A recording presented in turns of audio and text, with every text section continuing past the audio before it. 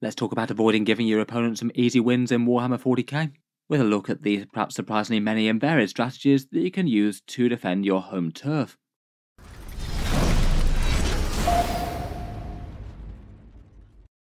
Hello and welcome back to Auspex Tactics, where today we're talking some general 40k principles, and in this video I thought it could be fun to take a look at one area that maybe doesn't get all that much attention within the game, defending your home field's objective, and actually the surprising amount of strategies that you can use to do so if you want to, and a few different risks and benefits that they have.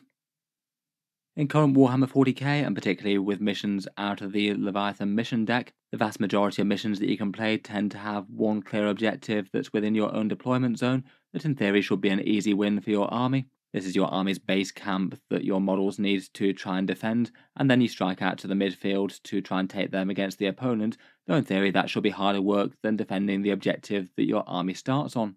Typically, if you're playing any sort of competitive tournament type terrain, there will usually be some line of sight blocking terrain that allows units to hide on your home field points, so in theory it should be possible to take it with things that really aren't all that tough. And in general I think that that's quite a good principle for people playing in more casual games. I'd usually want to put something like a line of sight blocking ruin at least partially on your home field points. There's nothing in the rules that says you necessarily have to, but I feel like it's pretty reasonable, as otherwise it gives a big advantage to really heavy gunline style armies that might be able to just alpha strike the opponent off their home objective, or force both players just to put an excessive amount of units all clustered around that point in the open, which is kind of contrary to how some armies typically want to play 40k.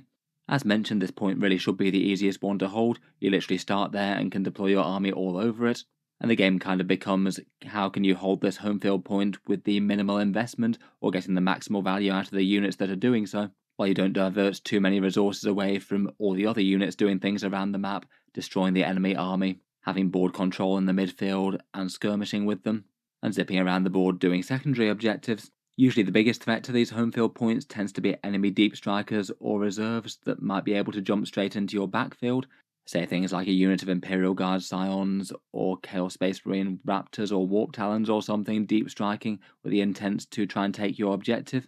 And in general it does seem that there's really quite a lot of things that you could go for different armies for holding that home field point, either trying to get maximal value and firepower out of the squad, maximal toughness, or just straight up minimal investment. I thought it could be fun to talk through a few of the options. I'd certainly be interested to hear what you guys use to hold your home field points, so let me know down in the comments. Overall, there's really quite a lot of things that you might want in a unit that could defend a home field objective, and you wouldn't typically be able to do all of these all with one squad. There's going to be trade-offs, but there's definitely very different ways that you could go with a unit holding your home field points. Ideally, you might want them to be tough, or at least tough for the point. You don't want them to be trivially removed if the opponent can deep strike something next to them or hit them with ignores line of sight firepower, and you could lump things with lone operative style rules into this sort of thing, given that you physically can't target them unless they get close, which is their own sort of defense. You could have something that's going to contribute to the game with some fire support, maybe just some basic troops firing bolters downrange, perhaps a big tank with a big gun like a Gladiator Lancer, though Indirect Fire is pretty excellent as that way that you can stay hidden while still firing at the enemy. You might want something that's able to repel enemy deep strikers if you really can't screen them. Typically enemy deep strikers tend to be lighter infantry units or things that aren't as threatening or tough. Maybe things like Space Marine Scouts jumping around the board using their redeploy rule, or Admech Taraxi Sterilizers, things like that. So I feel like if you want something to repel things, then things that can destroy light to medium infantry might be best, though of course some armies go for really heavy stuff. Otherwise there's plenty of other rules for adding value. Some units like Infiltrators have deep strike denial rules. You might be able to get the sticky objectives rule, which can be handy. There's benefits for holding objectives for other units like farming command points and things. Or you could have synergy units that are buffing other things on the board, like Neurotyrants providing synapse. Things with high OC could have an advantage as well if the opponent moves to contest, though if you're able just to screen them out that might not be important. And I guess theoretically high leadership could be kind of useful as well if the opponent does have some way to throw battle shock tests at you, say for example a Tyrannid Shadow in the Warp. I do find it kind of interesting that there really are quite a lot of different ways that you could go for defending your home field objective, and different armies can do one or another really quite well. I thought we'd go through some of these in a bit more detail. I feel like perhaps one of the most default options that people see for holding their home field might be a high objective control troops unit of some kind. That's certainly been the thinking in 40k's past quite a while, perhaps partly due to the objective secured special rule in 9th edition and before. Games Workshop still seems to try and encourage that, given that they're quite cheap, fairly tough for the cost. They generally have higher OC than other units out there, and they're often given further special rules that can incentivize them to take or hold objectives, like say the Intercessors with their sticky objectives type rule. I think most traditional people would think that ranged units might be seen as the default for these, as they actually give the option to reach out and contribute a bit of damage to the enemy army if it makes sense to. Maybe things like Space Marine Intercessors, Necron Immortals, Guardian Defenders with a weapon platform, or even things like Drukhari Racks with a Hex Rifle. At least that could give them the option to do a bit of repositioning and get some direct line of sight and shoot the enemy if necessary, though they could absolutely just hide and not use that advantage if they just want to stay absolutely safe, which might often be the best idea. Counterintuitively though, melee and close range options actually really aren't all that bad for holding a home field objective, particularly if they're cheap. Things like rubrics with warp flamers or assault intercessors could be really quite nice for repelling enemy deep strikers or outflankers going round the back to try and steal the home points, and actually having a meaningful amount of damage right up close might be better than having a mediocre amount of damage at range. And maybe bonus points if you have the option for torrent weapons like Rubric Marines, Infernus Marines, or Witch Seekers perhaps, which could actually threaten some meaningful overwatch when the enemy moves up to them. Overall, I feel like cheap units with high objective control and a little bit of threat of one sort or another really aren't the worst. Otherwise though, you might just want to absolutely skimp on the home field as much as possible, and there's definitely some value just to fielding the absolute cheapest unit that you can have if it's going to be safe on that home field point. If you can hide them out of line of sight, then you really don't need them to do anything else, and they can just sit there farming the victory points all game. Things like 40-point Inquisitorial Henchmen could be interesting for that, which all Imperial armies can take. Maybe Sisters of Silence for the Adeptus Custodes, or Orc Gretchen. Just expending the absolute minimal amount of points possible could be really quite good, as that means that you can spend every other point towards damage or jumping around units to do secondary objectives, and you might have been able just to sit there farming victory points for almost no expense in resources all game long against some opponents. I guess the disadvantage for these is they're lightly vulnerable to anything that the enemy can attack them with. They're not going to have particularly great defense, even if they are kind of tough for the cost. So if the opponent's got lots of ignore line of sight weaponry or deep strikers that can get close and erase them, they're going to put up minimal or no resistance, and they might not have all that much OC depending on exactly what you choose if the enemy does manage to move something up to contest them for a turn. Another option that works particularly well against ranged armies is trying to hold the home field with a lone operative, maybe not completely on their own but could be good for insurance. Maybe things like a Tau Ghost Kill, Phobos Librarian with Infiltrators, an Assassin like a Vindicare, or Rubric Marines with one specific variant of Sorcerer. All of these guys have rules that mean that they can't be shot outside of a certain distance, which means that if your opponent can't close the gap by moving units to them, or deep strike something within 12-inch range, you can say for 100% sure that those units aren't going to get killed. You could also have things that might threaten to game one of those rules, like a Nurgle Chaos unit, such as a Nurgle Forge Fiend parked on a home field objective. If it really looks like it might get gunned down, you could spend 1 CP to make sure that the opponent just can't shoot it and has to choose something else. The vast majority of these do tend to pay more resources for their defensive profile though if the enemy can catch up with them.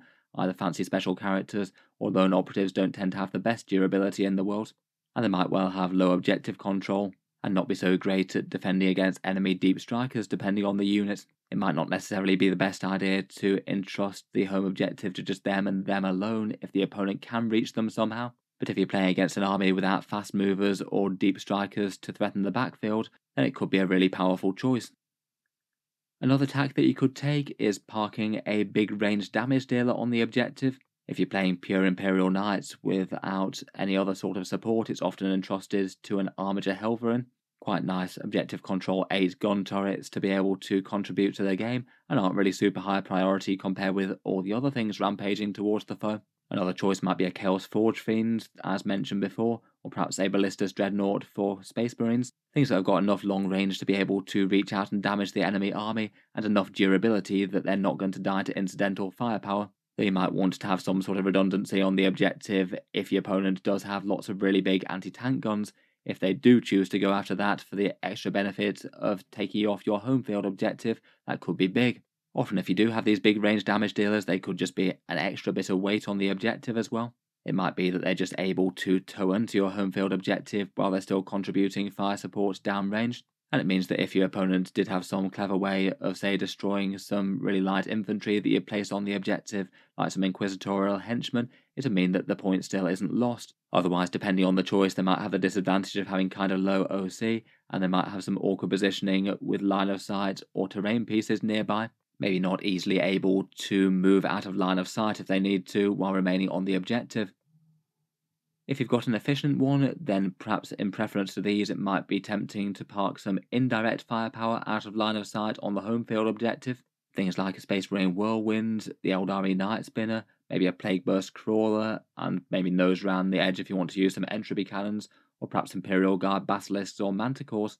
If your faction has some efficient ones of these, they can provide some valuable indirect fire without exposing themselves to return attacks. Pretty great to see, just not really compromising their unit's purpose whatsoever. They can still provide some pinpoint damage to take enemies off objectives, or punish the enemy's most fragile damage dealers before they get to strike, and still remain safe capping your home field objective, or just providing extra weight and durability there.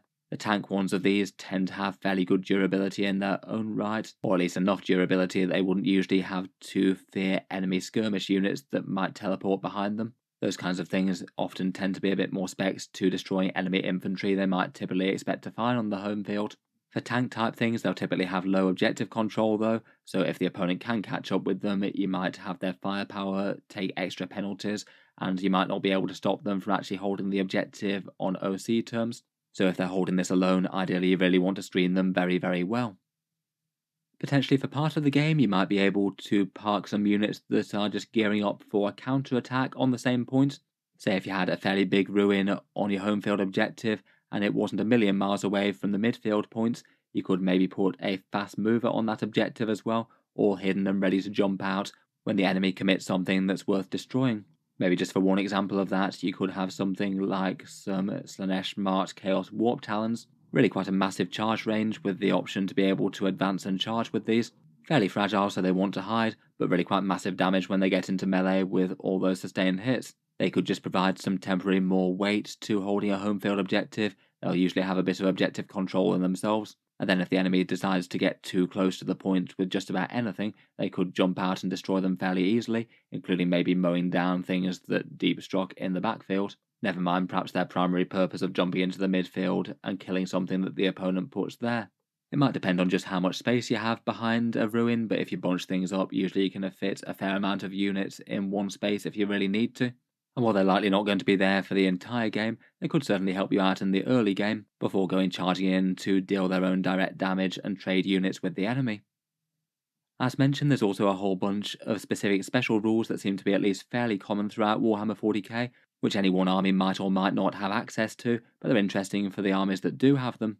Quite a few armies do have some sort of the sticky objectives type rule in one way or another. This is the one where if you control an objective with that unit in your command phase, then for the rest of the game, unless the opponent actually controls it at the start or end of any turn, it means that that objective remains yours. Examples of this are the standard Primaris Intercessors, World Eaters Jackals, Skitarii Rangers, or Storm Guardians, and there's loads more out there. In some games this benefit might absolutely not matter at all, say if your opponent just manages to move up to the objective and wipe out the unit that was taken there and take the point.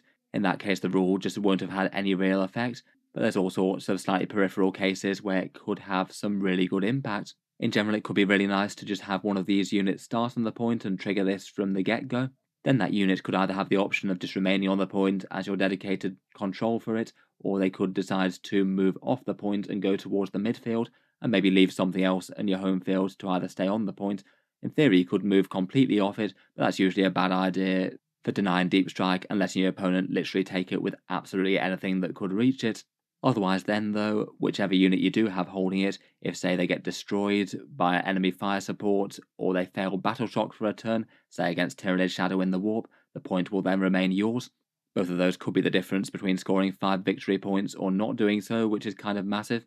If the opponent does manage to charge the unit on the point and you're literally equally contesting it, so the OC is tied, then it will remain yours. Kind of rare, but might happen from time to time.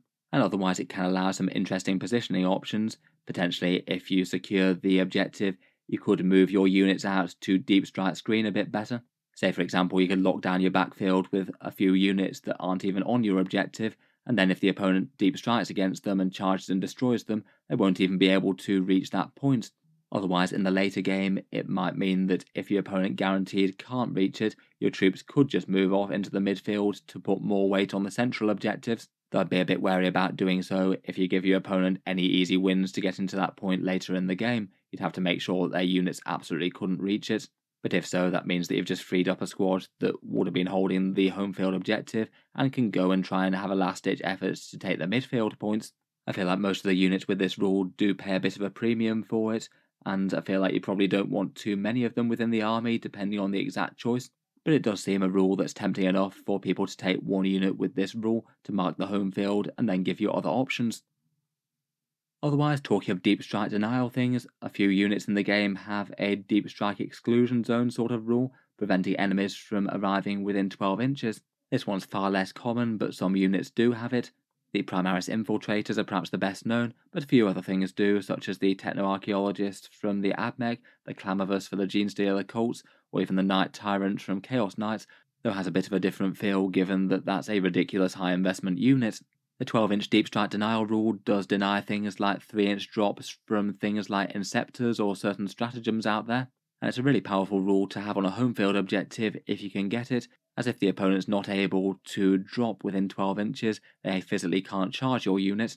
You're not even allowed to declare a charge if you're greater than 12 inches away, even if you rolled that double 6. And just in general, those wide deep strike denial bubbles can help deny you enemy drops in the backfield in general, meaning that you might need less units to perfectly screen your deployment zone. It definitely can be some pretty handy insurance, pretty much guaranteeing that enemy deep strikers will have to take one more turn to take your home objective at the very least, and in that you might be able to counterattack and destroy them. They do pay a premium for this, and it's not going to be a rule that's relevant in every game, as not every army uses reserves in general, but it does feel like it's a super powerful ability against certain opponents. Depending on the enemy army though, even if you don't have copies of this rule, then you might well be able to achieve some pretty perfect deep strike denial anyway. When defending a home field objective, it's often possible to just make sure that the opponent has no chance to make a long charge onto that objective. Unless they've got any fancy rules to allow them to deep strike just outside of 3 inches, a bit of screening often means that you can basically lock down the home field. Say for example here we've got a whirlwind behind a bit of terrain that's actually holding the objective, and then you've got your battle line units advancing up towards the enemy with those 2 Redemptor Dreadnoughts here. And then to hold down other bits of the home field alongside that whirlwind, there's a combi weapon lieutenant who's got the lone operative special rule, so he can't be targeted, and a big gun tank screening the other side. So in theory, if they've deployed far enough back towards your own board edge, those 9-inch deep strike denial bubbles means that you just can't land a unit anywhere close to that whirlwind.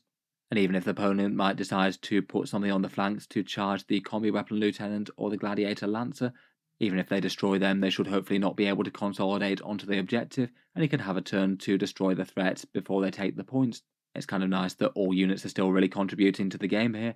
The lancer can shoot, the combi weapon lieutenant is still providing his damage buff to the midfield objective, and the whirlwind is still firing off indirect fire towards the enemy. Finally, there's a bunch of units out there that get added value simply from sitting and surviving on a home field point. Again, this one does feel like a set of rules that Games Workshop has specifically designed to try and make troops and things a bit better at holding down points. Things like Gretchen losing objectives to farm command points, Jackals re-rolling a Blessings dice with their Icon of Corn, Guardian Defenders generating Fate dice, Neophyte Hybrids command point farming, or characters that just sit there and generate CP like the Tower Ethereal or Azrael. And then units that provide any wider buffs to the rest of your army, and Tyrannid Tyrant seems to be a fairly popular choice to hold down the home field, with really quite big range on its synapse with those Neuraloid buffs that it has, and has the additional benefit of repelling enemy units that deep strike quite strongly with its Torrent Flamer. Most of those are just generally units that can provide a lot of value just literally by sitting there, and some of them might still have some good power to repel the enemy from the deployment zone, say the Jackals having some good melee threat, or Azrael buffing a unit's damage and defense at the same time, and providing some nasty countercharge threat if the enemy does get too close. Things like Orc Gretchen do seem just to be incredibly efficient for that kind of thing. 11 objective control, really low points, and enough bodies that the opponent does actually need to put some dedicated firepower towards them to actually wipe the unit. They can hide out of line of sight and generate you command points, perhaps good testament to the adage that boys win fight and grots win games. Overall, really quite a lot of good options that plenty of armies have out there to be able to hold down their home field points. Let me know which approaches you like to use down in the comments below. I feel like plenty of armies will just have one stock approach where they take one unit that is pretty much their dedicated home objective holder type unit and just use that every game. For some opponents though, it might make sense that you could have a bit more flexibility, and perhaps the biggest thing to look for in the opponent army is what units can threaten to take or destroy your home field objective. If they're using heavy use of deep strikers or strategic reserves that could threaten the home field, then that's quite big, particularly if they've got loads of things that can drop within 3 inches, or they could use return to reserves type rules to move units around the board late game. In those cases, ideally you'd want something that isn't just going to get wiped out easily by a unit jumping around into the backfield. Otherwise, if the opponent's got loads of indirect firepower, you probably don't want to leave the home objective in a state where literally their stock firepower is likely to delete the entire unit. Say having a minimal investment squad against a whole bunch of whirlwinds, it'd feel silly to lose 5 victory points just literally because the opponent chose to focus down your home field objective, and then you're left scrambling to put one of your damage dealers back on that objective when they might not be in a good position to move to do so. Otherwise, extreme fast movers might be able to threaten the objective, or things with scout or infiltrates might even be able to do things like very cheeky first turn charges. If they're about, then again it might need a bit more of clustering up and making sure that you've got some actual scary units to repel those threats, and they can't just charge and destroy something really light first turn. I mean that you're having to dedicate something suboptimal to holding the objective for the rest of the game, because they have to kill the things that would have been earmarked to hold it. I feel like all the above might just vary the amount of critical mass you might need to put on an objective. Maybe you could try and have a few more big range damage dealers just tow onto it, or perhaps have some units that are ready to counterattack like those warp talons on it for the early game and then move off later. Or it could potentially dictate how you use certain units. Say for example, you might use a squad of Space Marine infiltrators to hold down the home point against an army that can threaten some good deep strike, but against an army that's got absolutely none it might just be a bit of a waste. And you might well be better off just using them with their forward deploy special rules to hold down a midfield point and skirmish with the enemy there instead. In any case, there's really quite a lot of options for holding down the home field it seems. Let me know how you solve the problem for your army down in the comments below. If you've enjoyed the video, then feel free to subscribe to Auspex Tactics. I'll certainly keep the regular 40k videos coming. I do tend to post new ones just about every day. Finally, if you have been enjoying all the videos on the channel, I would just like to mention that Auspex Tactics does have a Patreon page as well, and you can find that linked down below if you'd like to help support and keep these videos coming. Channel patrons do get a fair few advantages, seeing certain videos early, regular votes to see what sort of things happen next on the channel, and automatic entry into the regular prize giveaways with the chance to win some big model kits each month. If any of that sounds good to you, or you'd just like to help support, the link is down in the video description. In any case, a massive thank you for listening, and I'll hope to see you guys next time.